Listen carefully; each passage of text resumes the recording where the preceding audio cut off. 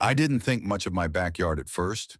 When I bought the house, it was a patchy lawn with a sagging fence and a few scraggly bushes.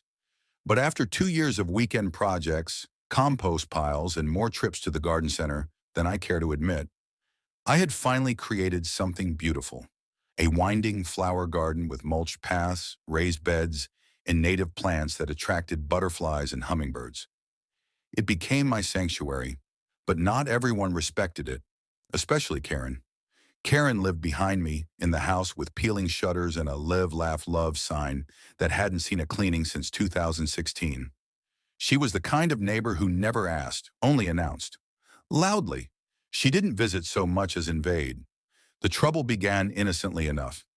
I caught her one morning walking straight through my backyard, from her gate to the street like it was a public sidewalk. "Karen?" I called from my porch. "That's my flower bed you're standing in." She looked up, stepping directly on my columbines. "Oh, sorry, I was just taking a shortcut. I do it all the time. You don't mind, right?" Actually, I did mind. I told her, as politely as I could, that the garden was off limits. She nodded, smiled, and promised to be more careful. That lasted exactly 2 days.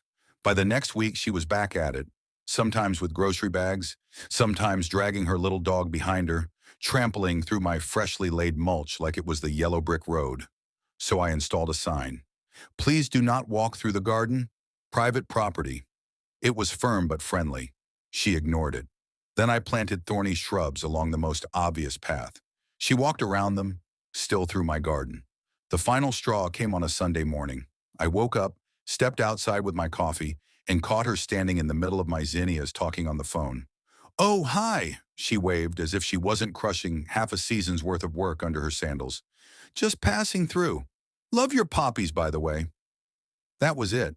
I decided if she liked walking through my garden so much, I'd give her an experience she wouldn't forget. I bought a set of motion-activated sprinklers. Not the kind that gently mist your roses. The kind that shoot a cold jet of water with the power of a fire hose and the speed of a ninja. I strategically placed 3 of them across the garden's most commonly abused paths. The sensors were tuned to activate instantly when they detected movement. I waited. Day 1, nothing. Day 2. Around 8:17 a.m., I heard it, the distinct whoosh hiss of a sprinkler firing. I rushed to the window and there she was. Karen, soaked, shrieking, holding a soggy purse and glaring at the ground like it had betrayed her. She stormed to my porch dripping. "You booby-trapped your yard?" I sipped my coffee. "It's a garden, not a shortcut. You can't just ambush people with water.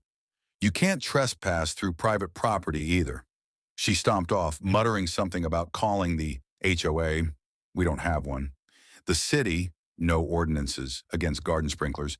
And her lawyer, doubtful. She hasn't stepped foot in my yard since. In fact, she installed taller hedges on her side the following week, probably to avoid catching another surprise shower. Now my garden is peaceful again. The flowers bloom undisturbed. The butterflies have returned. And every once in a while, the sprinklers still fire off, catching the occasional squirrel maybe, or just reminding the neighborhood that this isn't a shortcut. It's mine.